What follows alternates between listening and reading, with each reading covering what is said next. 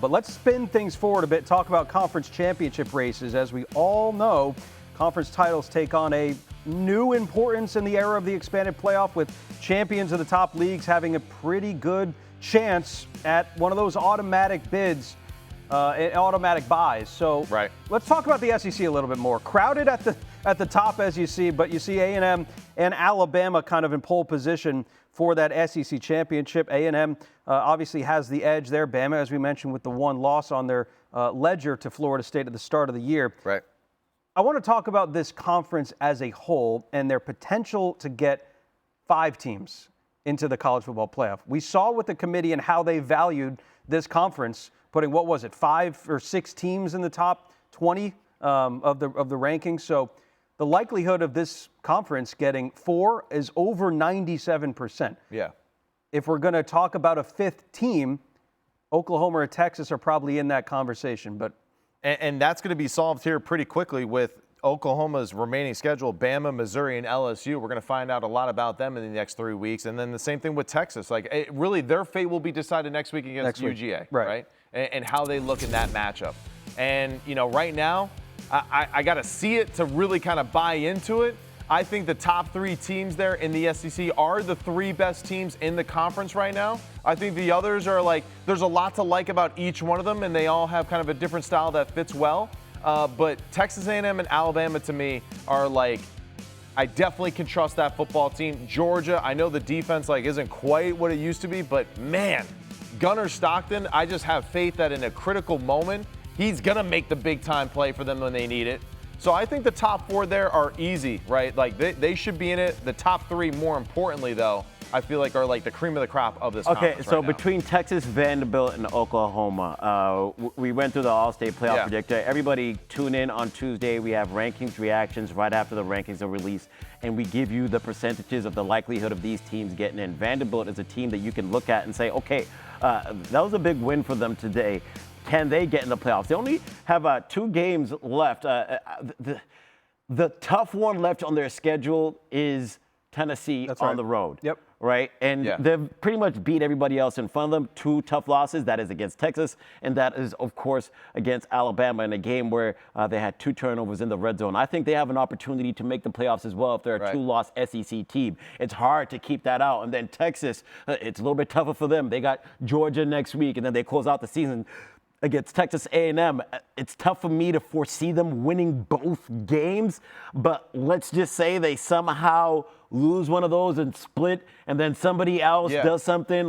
Could Texas be in the conversation of being a 3-loss team making it into the playoffs? It's fascinating with the SEC because towards that back end of that 5th team, anybody could have a say and a creative argument to make it. I think the committee has set up Texas to be that 3rd-loss team that still makes the playoff by what they did in the first round of the rankings. I think that's very telling, and I look forward to kind of seeing how that plays out if they end up losing to a Georgia, what that response is to them in the rankings. The Texas A&M game is going to be everything for them. It is. Because everyone, all the analytics, the metrics, whatever, it has Texas A&M as the number 1 team in the country, right? They look at those things.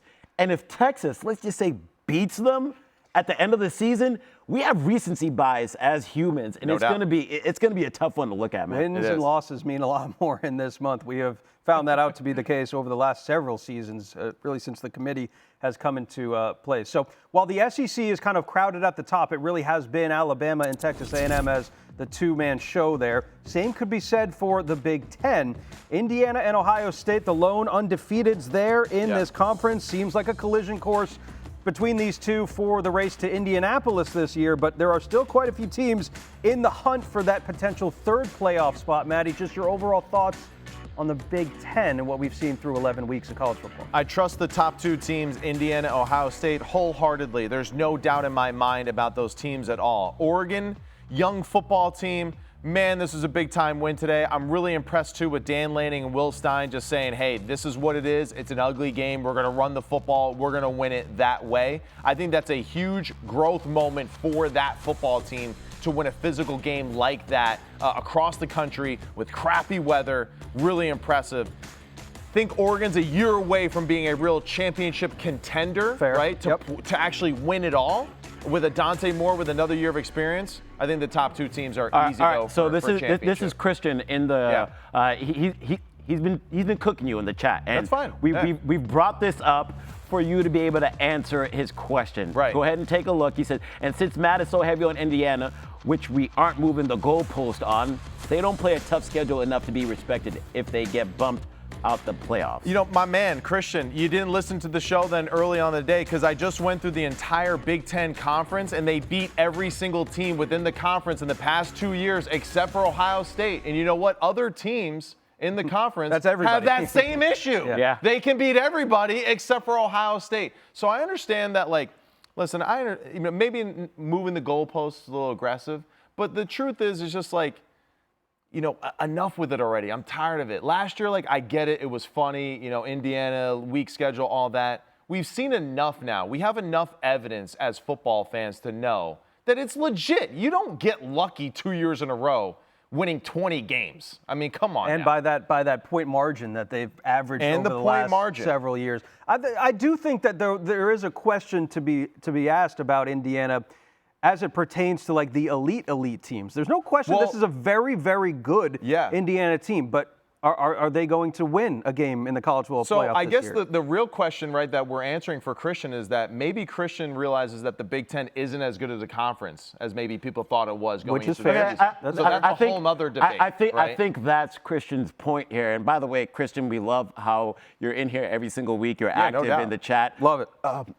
Continue to do that. Subscribe, like, please. We enjoy everybody. And eviscerate our comments. Yes. Yeah. But I think that's a great point. Maybe that the Big Ten isn't as good as we think it is, because a rebuttal that I'll have is, who has Ohio State really beat, right? Right. And then we have them as the We're still number hanging on one a team in the Texas country. win from September, right? And that Like- Texas game was 14-7. Yeah. This was a Texas offense that really was not great at all for the first half of the season. Right. And you opened the season early on, Arch Manning for his first true road game against a really good defense in Ohio State. And we've learned that Matt Patricia is like legit as a real D deal. coordinator for them, and this unit has got playmakers all over it.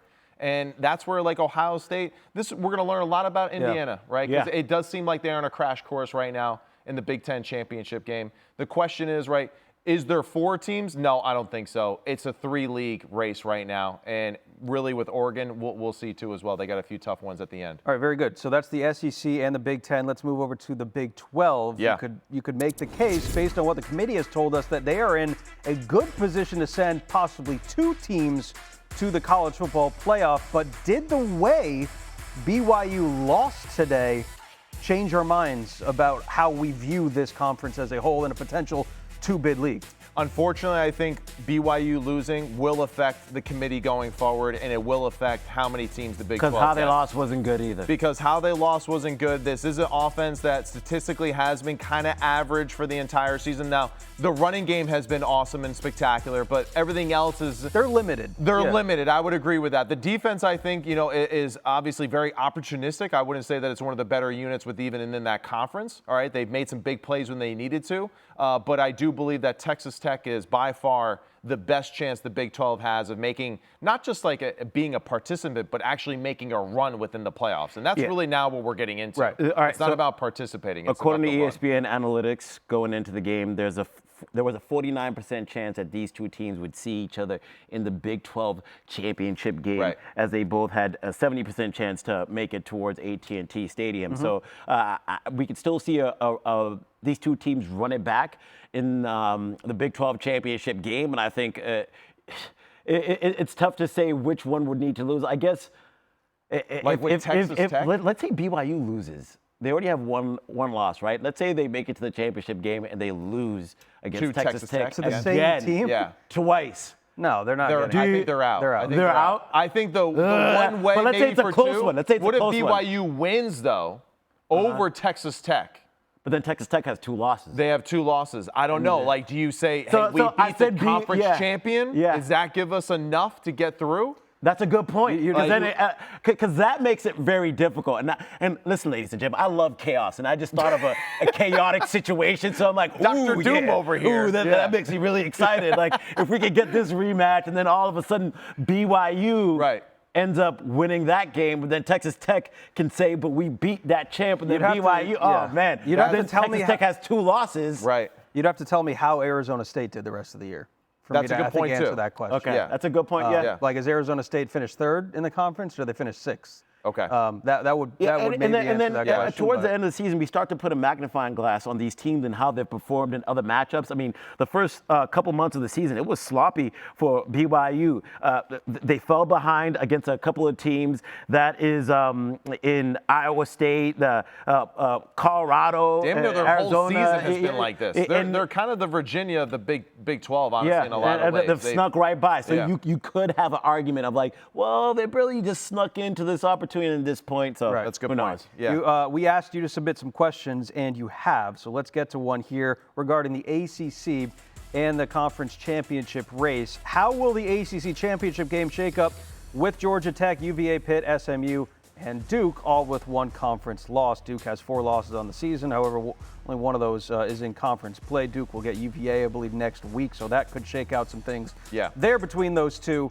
But yeah, man, this is an incredibly interesting race, and it got even more interesting with the losses today for Louisville. Shout out to our production team, by the way, because we got this information literally like 5 seconds ago. Yeah, and already we have it as a graphic. Shout out to y'all, man. So here's what you got: the percentages for each of these teams and the odds to make the conference title game. This is maybe the most fascinating conference. I That's think, crazy. for a lot of different reasons. It's a one-team conference. Okay, but hold on. Georgia Tech has Georgia on their schedule. Correct. Georgia Tech can beat Georgia, lose in the ACC championship game, And still make they're it. still going to be out. No, if you beat Georgia, you got to don't make think it. so. I No, think if you beat Georgia, you got to make it. Did you see the way that Heather looked at us the other day when she Well, said she that? said she didn't think Georgia She- Tech would win the game. That's a good So- point. That's real. But still, she was kind of like, nah, it ain't going to happen. So that kind of tells me, like, reading between the lines of, like, discussions she has had with other people in the committee, that makes me concerned. So the NC State loss drags them down that much? I don't think that it does, but I'm saying in the eyes of the committee, I think it will. Yes, I would say that. In my eyes. Because I love Georgia No, Tech. I know. guys. You do. There's a spot in my heart for Haynes King. I in just this think team those right now. cancel each other out. Wouldn't a Georgia win cancel out a bad loss? See, you're thinking too logically. This That's is the not only what way the I committee think. does. It's not not the way about that it works. logic. Yeah, it's not. I think the ACC is a one and done crew. I do. And it's interesting because they did have teams ranked higher than some of the Big 12 teams that were ranked on the back end behind them. Right. I don't know. I think it's going to be really interesting to watch. Yeah, and shout out to Rivs in the chat. You've been pretty active over there, and he saw that Duke was one of the teams second to win the ACC, Which is crazy. Made the ACC title game, and they just lost to UConn. They did lose to UConn. Yeah. They lost to Illinois. But listen, that was not an ACC title game. We're talking about. It wasn't even an ACC matchup. Excuse me, that's what I meant to say. Yeah. It's about your conference wins and losses if you're going to make it into the title game. And even though it's not a great loss It's just to lose messy. towards UConn, you could still have an opportunity to play in the title game, which, by the way, if you win your title game, you are going to the playoffs. I know this happened last year, the committee opting to not penalize teams that play in their conference championship games and lose that game. We're not going to see that this year. You don't think so? No, I don't, because I think they saw the game like with SMU, right? Yeah. And just how they performed in the first round of the playoffs against Penn State, and like that's one of those things. I just think they're going to have a hard time forgetting about stuff like that. So that's why, again, like I'm just going to triple down, quadruple down. The ACC is getting one. Getting one. But they're best. Heather said the same thing, though. It just feels like a one. The Big 12 might get one. We might conference. get 6 SEC teams. Here we shoot. go. Oh, you hear that? Here we go. Yeah. Wait. Throw up the gift, Brian. You know what I want. You know what I want us to see of this man. Where is it? I'm just it's messing right- with you in the chat, too, No by the way. SEC bias That's here. right. No. But he said there's going to be 6. I went to Louisville, all right?